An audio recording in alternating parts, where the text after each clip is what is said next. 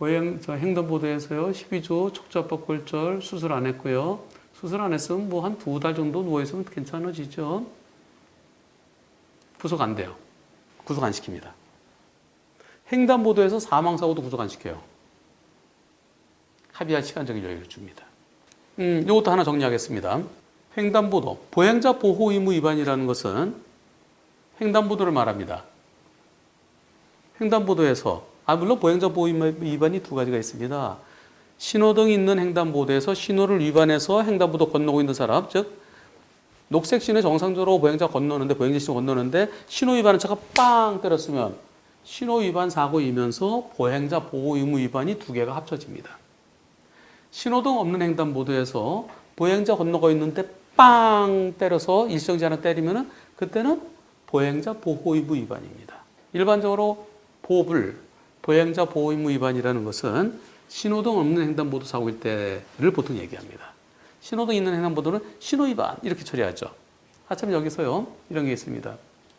여기 횡단보도가 있는데요. 횡단보도 여기 정지선이 있죠. 보행자들을 건너가요. 녹색 신호에. 근데 차가 보행자를 여기서 충격했으면 신호 위반해서 횡단보도에서 충격했으면은 신호 위반 앤드 보행자 보호 의무 위반. 근데 여기 횡단보도 못 가서 정지선과 횡단보도 사이에서 충격했으면 이 정지선을 지난 자체가 신호 위반이죠. 이거는 신호 위반으로만 처리됩니다. 보호하는 보행자는 횡단보도 위를 건너고 있는 사람만 보호하기 때문입니다. 보불, 보행자 보호 의무 위반으로 12조 진단 나왔습니다. 그리고 척추압박골절로 수술하진 않았습니다. 척추압박골절이라는 뭐냐면은 이 두부를 위에서 팍 누르면 짜부라들죠. 네. 그래서 이만한 두부가 팍 위에서 눌리면 이렇게 짜부라듭니다. 그 옆으로 삐지죠. 옆으로 삐지면서 자칫 잘못하면은 신경을 건드려 갖고 그 자칫 잘못하면 하반신 마비가 되는 거예요. 그래서 그 상태가 심각하면 거기다 거푸집 하듯이 쇠박로 수술하는 겁니다. 안정성을 주기 위해서. 근데 수술하지 않고 침상 안정, 침대 가만히 누워있어. 그럼 한 두어 달 지나면 이제 붓죠. 뭐 좀 더 갈 수도 있고요. 그런데 횡단보도에서 12조 진단, 종합범위 가입되어 있고 합의 안 되면 구속될까요? 구속될 가능성 별로 없습니다. 왜냐하면 요즘은 교통사고에 대해서 불구속이 원칙이죠. 교통사고뿐만 아니라 기본적으로 불구속 원칙입니다. 두 가지 요건만 충족되면, 첫째, 증거인멸 우려가 없다. 도주의 우려가 없다. 이 두 가지예요. 교통사고 다 내가 자백했죠. 피해자가 진술하고 목격자 있고 블랙박스 있고 CCTV고 경찰관에서 조사 다 돼 있고 다 끝났어요. 그냥 거기 바로 처음에 그냥 모든 증거 갖고 끝납니다. 그것도 이미 다 확보돼 있는데 내가 뭐 증거인멸 이렇게 뭐 있습니까? 그리고 교통사고 낸 사람 사는 곳이 우리 집 있죠? 전세냐 무슨 내 집이냐 그걸 따지지 말고 내가 사는 곳이 정확하게 옛날에 사는 곳이 일정치 않은 사람 주거 부정이라고 그랬어요. 주거가 정확하지 않다. 주거 부정. 근데 요즘은 사는 곳이 일정치 않은 김모 씨 뭐 이런 식으로 하죠? 네. 사는 곳이 일정치 않으면 그 사람한테 재판받으러 오라고 연락을 해야 되는데 연락이 안 되고 재판을 못 해요. 그래서 그럴 때 잡아놓고서 재판하는 겁니다. 수사하는 겁니다. 근데 지금은 사는 곳이 조금 연락하면 전화로 연락이 하면 바로 나오고 지금은 핸드폰 다 있잖아요. 연락이 돼요. 연락이 되면 구속 안 시키는 겁니다. 거기다가 또 직장이 일정하면 직장 다도 도망가겠어요? 교통사고로 실형 선고받을 것도 아닌데 교통사고로 실형 선고받는 것은 매우 이례적입니다. 교통사고는 일부러 사고 낸 게 아니에요. 실수예요. 과실범이에요. 그 처벌도 높지 않아요. 게다가 도망도 안 가고 증거인멸 우려도 없고 그러면 불구속이에요. 다만 예외적으로 나중에 높은 형이 예상될 때 형이 높게 예상되는 경우 교통사고 중에서 어떤 경우인가요? 사망뺑소니 5년 이상 또는 무기징역. 자칫 잘못하면 내가 한 5년 살 것 같아요. 내 5년 도망가죠. 도망갈 가능성이 있죠. 음주뺑소니, 윤창호법 3년 이상 또는 무기징역. 그런 경우는 피해자 잘못이 없거나 피해자는 별로 잘못하지 않은 음주 사망사고 사망뺑소니 이때는 구속시킵니다. 죄질이 나쁘고 그리고 나중에 실형 선고 가능성이 높기 때문에. 그렇지 않고는 거의 불구속이에요. 사망사고도. 예외는 있습니다. 한 번에 여러 명 사망한 경우. 한 번에 여러 명 사망하면 합의가 잘 안 돼요. 한 번에 뭐 3, 4명 사망하고 그런 사고도 있잖아요. 그러면 또 나중에 형량도 높아져요. 그런 경우 잘 안 풀어줘요. 집행유예 안 해줘요. 그럼 나머지는 거의 다 불구속이에요. 신호위반 사망사고도 불구속이 절반보다 많습니다. 중앙선진범 사망사고도 불구속이 절반은 이상 됩니다.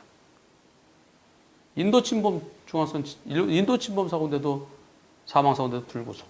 이 절반은 돼. 형사합의 안 됐는데도. 결국 저는 보통 이렇게 설명을 합니다. 교통사고 사망사고 100건 중에 구속되는 경우는 3건 내지 4건이다. 첫째가 사망뺑소니 제일 무거운 것부터요. 그 다음에 음주 사망사고. 음주 뺑소니 사망사고는 이건 뭐 영순이죠. 그리고 여러 명 사망사고. 그 다음이 어린이 사망사고입니다. 어린이는 대한민국의 미래인데 어린이가 잘못한 게 없을 때입니다. 어린이 잘못한 거 없는데 운전자가 조심하지 못해서 그래서 어린이 사망했을 때 특히 안전한 곳 아파트 분해 거기서 안전하게 놀고 있는데 운전자가 한눈 팔다 그랬다든가. 근데 그건 제가 생각할 때 이런 것 같아요. 영장 담당 판사들이 그분들이 고만한 애들을 키우는 것 같아요. 그러니까 나도 애들 키우는 입장에서 그러면 이건 안 되겠다. 그 부모의 입장을 제가 생각할 때는 아마 그런 면이 있지 않을까 하는 생각도 듭니다. 그리고 그 다음에는 신호위반, 중앙선침범, 인도침범, 횡단보도 이런 사고 중에서 일부가 구속됩니다. 그 기준이 지방마다 달라요. 우선 그 검사가 불구속시키는 경우도 있고 법원까지는 법원에서 불구속시키는 경우도 있고. 그러니까 대부분 불구속이에요. 그러려니 해야 돼요. 아니 우리 남편 잘못이 하나도 없는데 왜 불구속이고 저 운전자는 돌아다닙니까? 대한민국 법이 썩었습니다.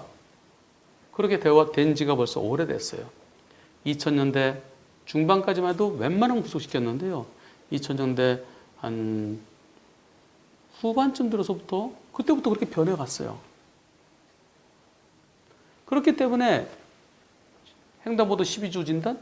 이거 불구속이에요. 구속 안 돼요. 제가 100%라는 말씀 못 드리고요. 98, 9% 불구속으로 진행돼요. 근데 시골에는 우리 동네는 1년 내내 교통사고 안 나는데 야 우리 동네에서 한 3년 내 제일 큰 사고다. 그러면 검사가 처음 보는 거네? 그러면서 구속영장 청구할 수도 있어요. 그럼 특이한 경우는 구속될 수도 있습니다. 제가 아까 98, 9%라고 한 거 속마음은 구속 가능성 거의 없어요.